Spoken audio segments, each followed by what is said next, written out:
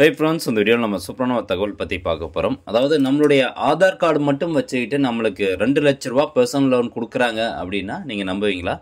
ஆமாம், கண்டிப்பாக personal loan 2,00,000 கொடுக்குறாங்க. இது நிறைய சேனல் சொல்லிட்டு இருக்காங்க. ஆனால் எந்தெந்த பேங்க்கில் இந்த பர்சனல் லோன் கொடுக்குறாங்க, யாருக்கெல்லாம் இந்த பர்சனல் லோன் கிடைக்கும் அப்படிங்கிற அந்த எலிஜிபிலிட்டி க்ரைட்டீரியா நிறைய பேர் சொல்கிறது கிடையாது. ஸோ இது போன்ற தகவல் தான் இந்த வீடியோவில் பார்க்க போகிறோம். ஸோ நம்மளுடைய ஆதார் கார்டு பேஸ் பண்ணி 2,00,000 கடன் நம்மளுக்கு கொடுக்குறாங்க. ஸோ அதுக்குன்னு சர்டன் எலிஜிபிலிட்டி க்ரைட்டீரியா இருக்குது. அது கண்டிப்பாக நீங்கள் எல்லோரும் தெரிஞ்சுக்கணும். அண்ட் இந்த தகவல் நீங்கள் நிறைய பேருக்கு ஷேர் பண்ணி விடுங்க. ஸோ ஃபஸ்ட்டு நான் கொடாக் பேங்க்கில் இந்த ஒரு ஆப்ஷன் இருக்குது. ஸோ கொடாக் பேங்க்கில் இருக்குது, ஆக்சிஸ் பேங்க்கில் இருக்குது, ஐடிஎஃப்சி பேங்க்கில் இருக்குது, பஜாஜ் ஃபின்சர்வில் இருக்குது.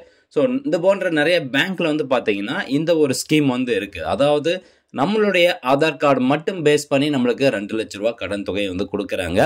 ஆனால் வெறும் ஆதார் கார்டு மட்டும் கொண்டு போனால் தரமாட்டேங்கிறாங்க.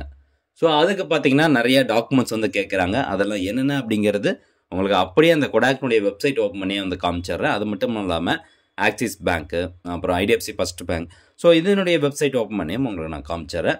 ஸோ இதான் 2,00,000 நீங்கள் ஆதார் கார்டு பேஸ் பண்ணி லோன் எடுக்கிறீங்க அப்படின்னா அதுக்கான இன்ட்ரெஸ்ட் ரேட் 10.99% சொல்கிறாங்க. Almost 11% interest rate.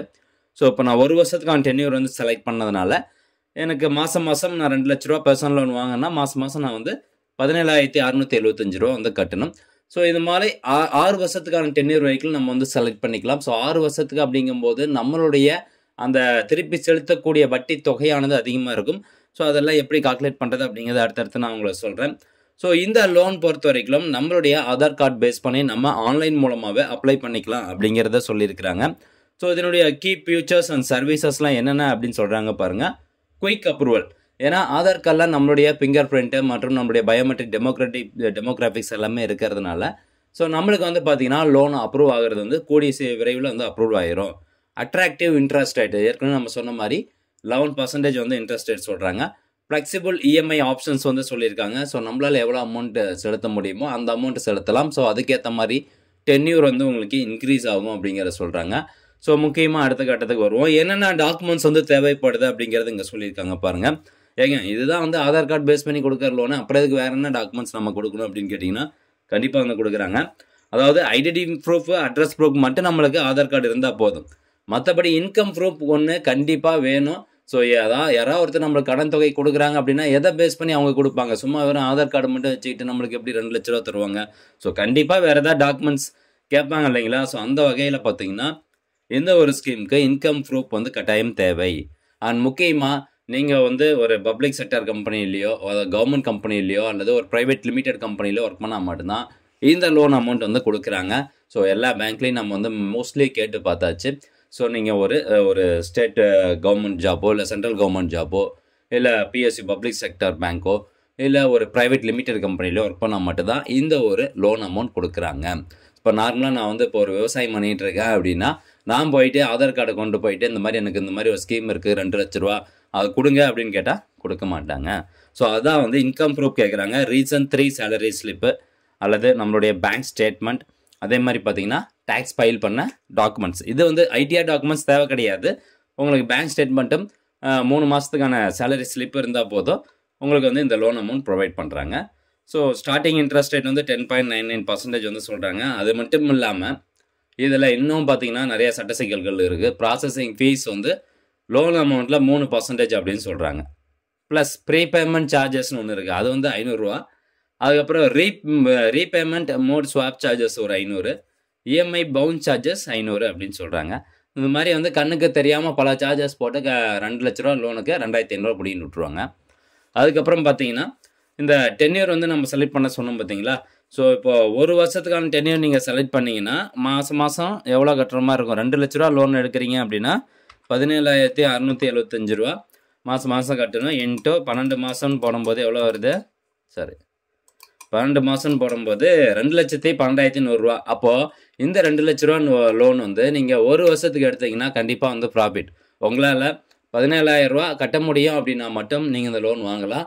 So extra நீங்கள் வட்டி தொகை 12,000 மட்டும் செலுத்துகிற மாதிரி இருக்குது. ஓகே, ஸோ இதே நீங்கள் 6 வருஷத்துக்கு நான் செலக்ட் பண்ணுறேங்க, என்னால் கம்மியாக தான் கட்ட முடியும் அப்படின்னா எவ்வளோ அமௌண்ட் நீங்கள் திருப்பி செலுத்துகிற மாதிரி இருக்கும் அப்படின்னு பாருங்கள். 6 வருஷத்துக்கு 72 மாதம் இல்லையா? ஸோ 72 × 3,000 805 ஒரு மாதத்துக்கு கட்டணும். அப்போ 2,73,960 ரூபா நம்ம கட்டணும். அப்போ நம்ம வாங்கின கடன் தொகையிலிருந்து 73,960 ரூபா நம்ம எக்ஸ்ட்ரா கட்டுற மாதிரி இருக்குது. அப்போ குறைந்த டென்யூர் செலக்ட் பண்ணுறது நல்லது இஎம்ஐ ஆப்ஷன் பொறுத்த வரைக்கும். அதுக்கப்புறம் பார்த்தீங்கன்னா எலிஜிபிலிட்டி க்ரைட்டீரியா வந்து சொல்லியிருக்காங்க. நீங்கள் உங்களுடைய ஏஜ் வந்து 21 வயசுலேருந்து 60 வயசுக்குள்ளே வந்து இருக்கணும். மினிமம் வந்து ஒரு கம்பெனியில் ஒரு வருஷமாக ஒர்க் பண்ணியிருக்கணும் அப்படிங்கிற ஒரு க்ரைட்டீரியா வந்து கொடாக் வச்சுருக்காங்க. ஆனால் ஆக்சிஸ் பேங்க்கில் இது கிடையாது. அதே மாதிரி பார்த்தீங்கன்னா மினிமம் சேலரி வந்து எவ்வளோ இருக்கணும் அப்படின்னு பாருங்கள். இப்போ கொடாக் பேங்க் சேலரி அக்கௌண்ட் ஹோல்டராக இருந்தால் 25,000 ரூபா மினிமம் சேலரி, மந்த்லி சேலரி வந்து இருக்கணும். நான் கொடாக் பேங்க் சேலரி அக்கௌண்ட் வந்து 30,000 ரூபா, கொடாக் பேங்க் எம்ப்ளாயஸாக இருந்தால் 20,000 ரூபா வந்து செலுத்தணும் அப்படின்னு சொல்லிட்டு இருக்காங்க. மற்றபடி வந்து நார்மல் க்ரைட்டீரியா தான் வந்து கொடுத்துட்ருக்குறாங்க. ஸோ 2 lakh பர்சனல் லோனான ஆதார் கார்டு அப்படின்னு சொல்லிட்டு அதுக்கு பின்னாடி வந்து என்னென்ன டாக்குமெண்ட்ஸ் கேட்குறாங்க, என்னென்ன சார்ஜஸ் போடுறாங்க, என்னென்ன கண்டிஷன்ஸ்லாம் இருக்குது அப்படிங்கிறத நீங்கள் தெரிஞ்சுக்கோங்க. ஸோ இந்த கண்டிஷன்ஸ்லாம் உங்களுக்கு மேட்ச் ஆகுது, எலிஜிபிலிட்டி க்ரைட்டீரியா மேட்ச் ஆகுதுன்னா தாராளமாக நீங்கள் வந்து அப்ளை பண்ணலாம், ஒன்றும் தப்பு கிடையாது. ஏன்னா 2 lakhs அமௌண்ட் கிடைக்கும், பட் ஆனால் இந்த கண்டிஷன்ஸ்லாம் இருக்குது அப்படிங்கிறத நான் சொல்ல வரேன். அதே மாதிரி ஐடிஎஃப்சி ஃபர்ஸ்ட் பேங்க் பொறுத்த வரைக்கும் அவங்களும் பார்த்தீங்கன்னா இதே மாதிரி ஒரு கண்டிஷன்ஸ் தான் வச்சுருக்காங்க. Apply for personal loan for 2 lakhs instantly. இதுவும் வந்து ஆதார் பேஸ்டு ஒரு லோன் தான். பட் இருந்தாலும் வெரிஃபிகேஷனுக்காக மட்டும்தான் ஆதார் கார்டு எடுப்பாங்களே ஒழிய அதனுடைய இன்கம் ப்ரூஃப், நம்மளுடைய இன்கம் ப்ரூஃப்காகலாம் அந்த ஆதார் கார்டு எடுக்க மாட்டாங்க. ஸோ இவங்க வந்து சிபில் ஸ்கோர் இது எல்லாமே வந்து பார்க்குறாங்க. ஸோ ஐடிஎஃப்சி ஃபர்ஸ்ட் பேங்க்கில் இருக்குது. அதே மாதிரி ஆக்சிஸ் பேங்க்கில் வந்து 2 lakh பர்சனல் லோன் வந்து இருக்குது. ஸோ அதுவும் வந்து செக் பண்ணிக்கோங்க. இன்ட்ரெஸ்ட் 10.75% வந்து 22% வரைக்கும் சொல்லியிருக்காங்க. ஸோ மினிமம் வந்து 11% இன்ட்ரெஸ்ட் ரேட் போடுறாங்க. இவங்க வந்து கொடுத்துருக்காங்க பாருங்கள், ஒரு வருஷத்துக்கான இஎம்ஐயாக இருந்தால் 12,116 ரூபா எக்ஸ்ட்ரா கட்டுற மாதிரி இருக்கும். இதே வந்து 3 வருஷம்னா 35,719 ரூபா வட்டி தொகையை நம்ம எக்ஸ்ட்ரா செலுத்துகிற மாதிரி இருக்கும் அப்படிங்கிறத சொல்லியிருக்காங்க. எலிஜிபிலிட்டி க்ரைட்டீரியா என்னென்ன அப்படிங்கிறத சொல்லியிருக்காங்க. கண்டிப்பாக வந்து பார்த்துக்கோங்க.